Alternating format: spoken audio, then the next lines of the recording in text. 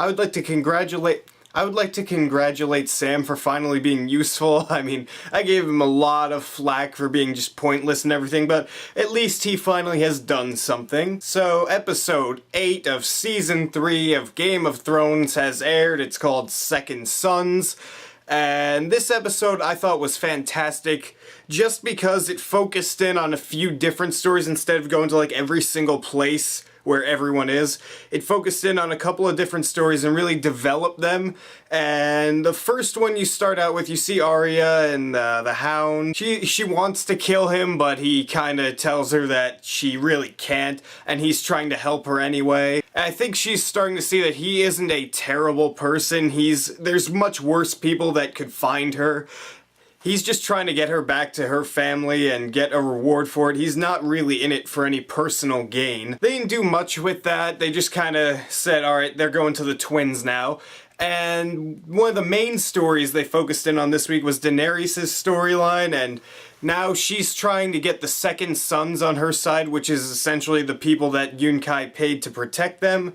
And they bring in like the 3 leaders. There's this one guy who's the leader, and there's this other one named Dario. They essentially say no after being sexist dickbags like that guy in wherever they were at the beginning of the season. And as this story progressed in this episode, I really liked how once Dario started pledging himself to Daenerys, it showed that everyone is there for her based on the fact that they actually want to fight for her. They're not paid off, they're not in it for anything else except to fight for her because they're loyal. And that's what I like about her and her army, even though I feel like she's just doing too much of this, like, let's go save all the slaves and do this and that. She's getting distracted from the main goal of going over to Westeros and getting the throne back. Don't get me wrong, freeing slaves is a good thing, but to me, she's getting distracted at this point. The next of the main stories, you have Melisandre is finally back at Dragonstone with Stannis and Davos, and she brought Gendry. One of my favorite parts of this section of the episode was not even anything to do with Melisandre, Gendry, or those two and that whole Lord of Light stuff. It was the fact that when Davos is sitting in the cell, he's,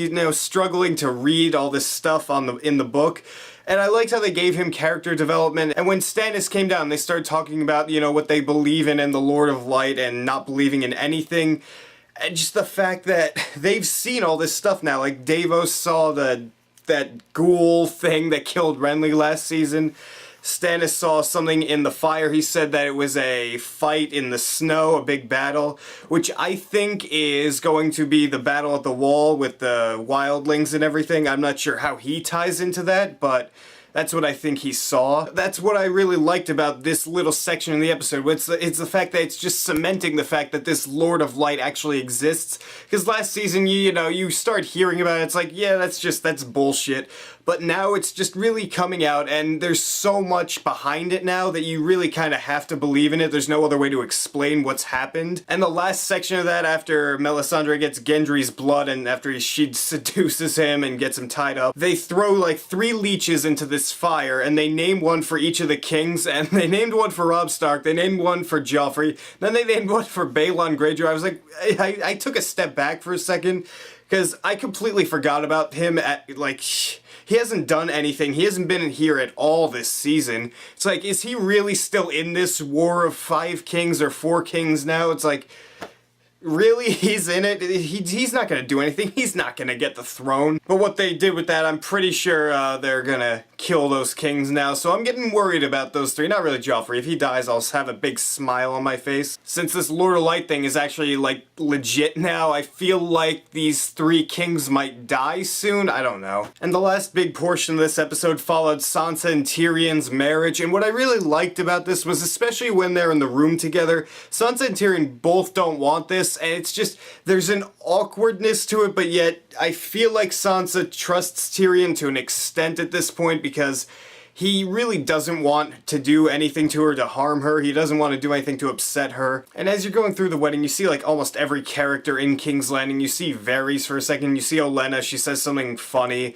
You see Cersei and Loras together for like a split second, and she just kind of gives him the cold shoulder and says, I don't care about what you have to say. There's not much advancement for those characters, you just kind of see them for a few seconds. And of course, Joffrey has to be a dick and take Tyrion's step stool, which he had on the altar for when they were getting married.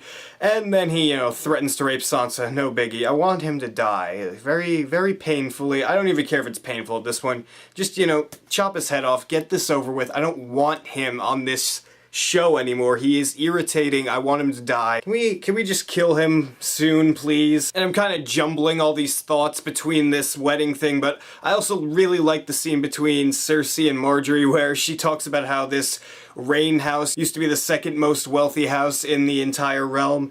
Now the Tyrells are, and she talks about how the Lannisters crushed it, and it's essentially saying, yeah, don't rise up, otherwise the Lannisters will destroy you. I love how all of these different Lannisters and Tyrells, and then there's one Stark in there, are all getting married even though they hate each other. It just makes for great television, and the last part of this episode was Sam and Gilly, and they're still walking through the frozen tundra. And when this first came out, I was like, ah, shit, there's another scene like this, but Sam killed that White Walker he saw last season, and I thought that was a pretty cool scene because to this point Sam was useless as hell to me, and now he's actually killed something, or it kind of just dissipated into thin air, and that was a cool scene. It was kind of intense, even though I don't really care about Gilly and that baby. I don't care, but that scene was well done to a point.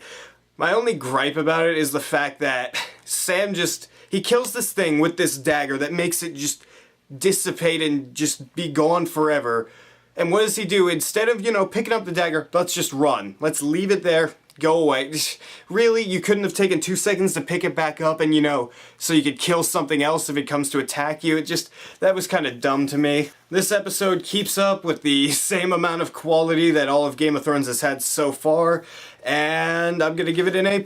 If you love Game of Thrones, watch this episode. Why am I telling people to watch this? You've obviously watched it if you're watching this review. I'm pissed though that we have to wait 2 weeks for a new episode now. Screw Memorial Day. Why can't you just have it there? HBO baffles me, but I'm going to say, what'd you think of this episode? Did you enjoy it? Did you not enjoy it? What was the favorite story they followed this episode? For me, I really liked the Stannis and Melisandre and Davos sections. Rate me a comments down there and tell me what you think, and if you like this video, hit that subscribe button down there, because if you don't, I'll get the Lord of Light on your ass. Why not?